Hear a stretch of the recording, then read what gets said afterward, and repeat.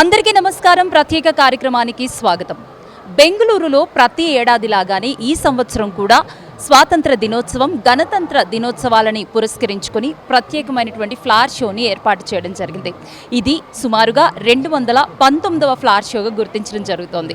ఎన్నో ఏళ్ల నుండి ఈ గ్రీన్ సిటీగా పిలువబడే బెంగళూరులో ఉన్న లాల్బాగ్ బొటానికల్ గార్డెన్లో ఈ విధంగా ఫ్లవర్ షోని ఏర్పాటు చేస్తారు. ఈ ఫ్లవర్స్ అన్నీ కూడా ఇక్కడి నుంచి మాత్రమే కాకుండా బెంగళూరుతో పాటు అటు చెన్నై, కేరళ, అమెరికా, యూకే వంటి ప్రాంతాల నుంచి ఇక్కడికి తీసుకురావడం జరుగుతుంది.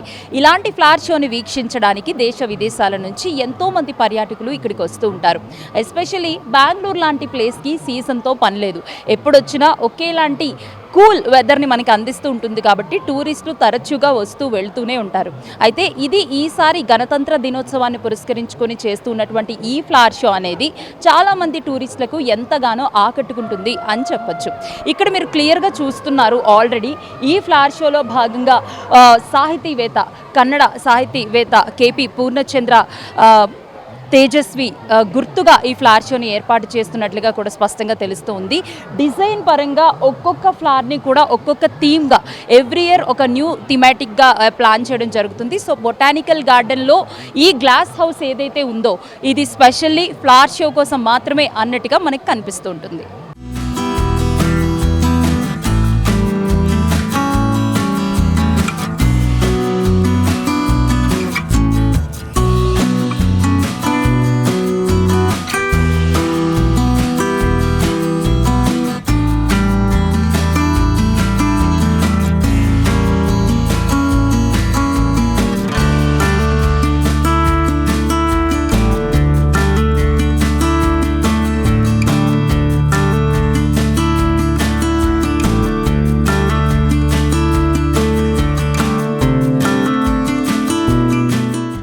ఫలపుష్ప ప్రదర్శన వింటుంటే కొత్తగా అనిపిస్తుంది కదా.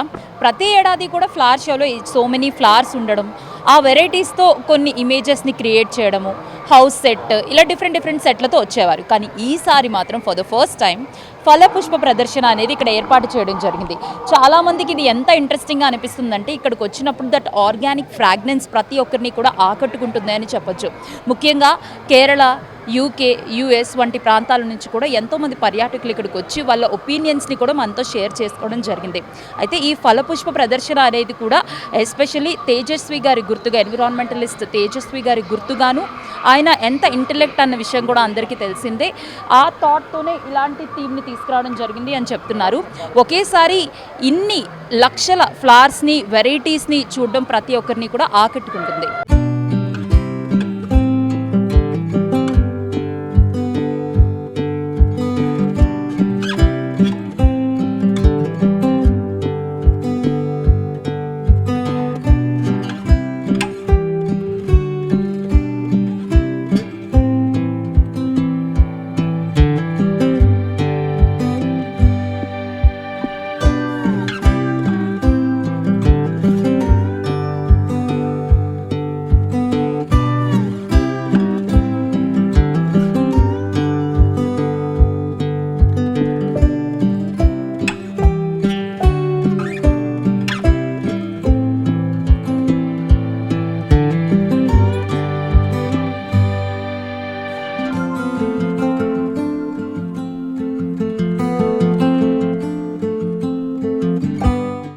మా ఇంటి చుట్టూ పల్లవనం, అలాగే పూలవనం.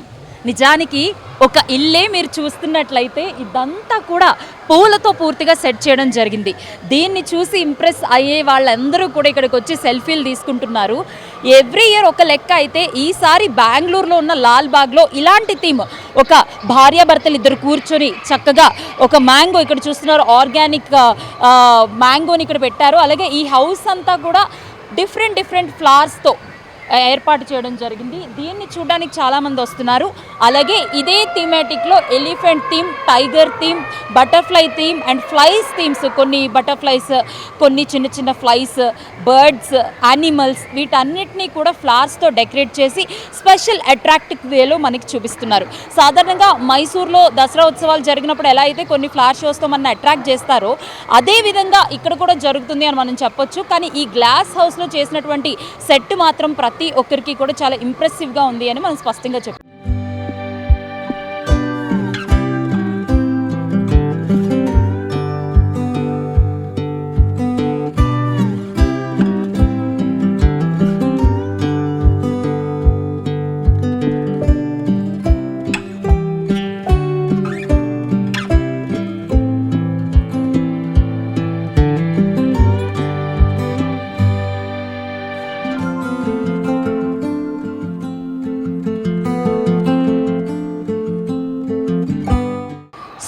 12 రోజుల పాటు జరిగే ఈ ఫ్లవర్ షోని వీక్షించడానికి ఎంతోమంది వస్తారన్న సంగతి తెలిసిందే. గత ఏడాది కూడా జనవరి 14 నుంచి జనవరి 26వ తారీఖు వరకు ఈ ఫ్లవర్ షోని నిర్వహించడం జరిగింది. అప్పుడు సుమారుగా 3 కోట్ల రూపాయల వరకు ఆదాయం వచ్చినట్టుగా ఇక్కడ ఉన్న అధికారులు చెప్తూ ఉన్నారు. అయితే ఈ ఏడాది అంతకు మించి వచ్చే ఆదాయం స్పష్టంగా కనిపిస్తుంది. ఎందుకంటే ఈ బొటానికల్ గార్డెన్ మెయింటెనెన్స్ కానివ్వచ్చు, లాల్బాగ్లో ఉన్నటువంటి డిఫరెంట్ ఫ్లవర్ షోస్ని కంటిన్యూస్గా ఒకే లెగసీని 219వసారి సెలబ్రేట్ చేస్తున్నారు అని అంటే కంటిన్యూస్గా దీనిలో ఎంత సపోర్ట్ ఉంది, ఎంత డెడికేటెడ్గా ఉన్నారు అనేది కూడా మనం స్పష్టంగా చూడొచ్చు. సో గ్రీన్ సిటీ బెంగళూరుగా పిలిచే ఇలాంటి ప్రాంతాల్లో, లాల్బాగ్ లాంటి ప్రాంతాల్లో ఎన్నో డిఫరెంట్ వెరైటీ ఆఫ్ ఫ్లవర్స్ని మనం ముఖ్యంగా independence day and republic day నాడు స్పెషల్లీ వాచ్ చేయొచ్చు.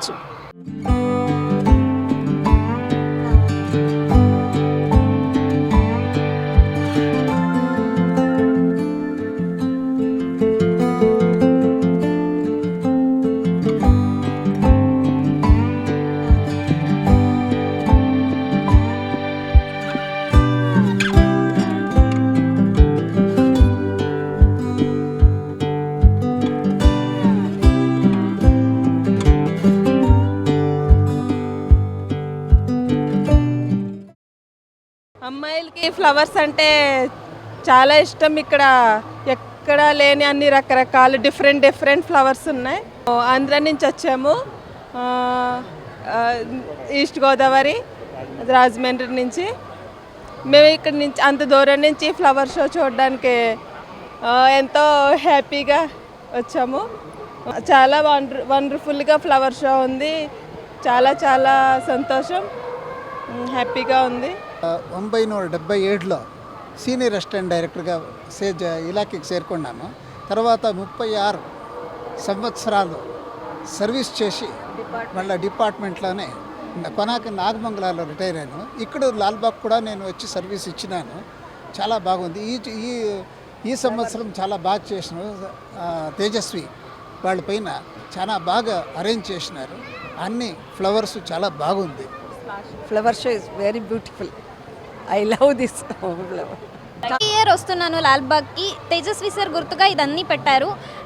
అలా అని అన్ని డిఫరెంట్ టైప్స్ ఆఫ్ ఫ్లవర్స్ పెట్టిండారు.